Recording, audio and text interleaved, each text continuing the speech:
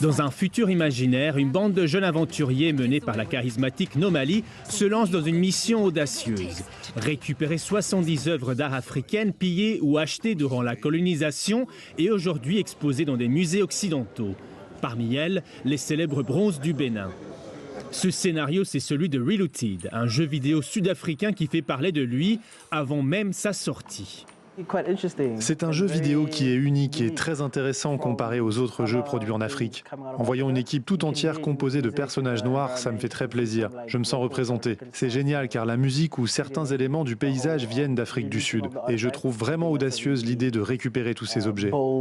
Reloaded, traduit en français par repiller ou revoler, est né dans les studios de Nyamakop à Johannesburg. L'idée germe après un voyage à Londres. L'un des fondateurs est frappé par l'immensité des collections africaines conservées au British Museum.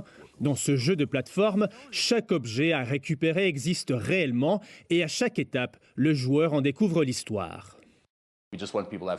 Nous voulons que les joueurs puissent s'amuser et profiter de notre jeu.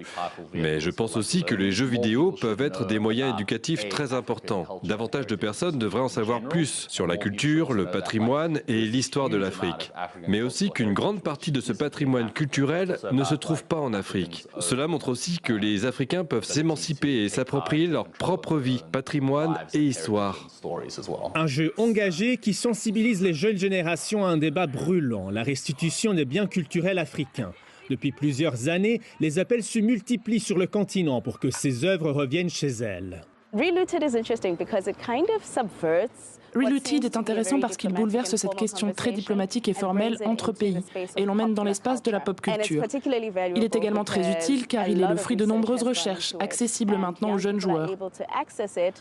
Ce produit culturel nous montre aussi que les musées ne sont pas des espaces neutres, mais ils peuvent devenir des lieux de crimes coloniaux. En 2018, un rapport commandé par Emmanuel Macron estimait que plus de 90 000 objets d'Afrique subsaharienne se trouvent dans les musées français. Et pourtant, depuis, seuls 27 objets ont été restitués par la France.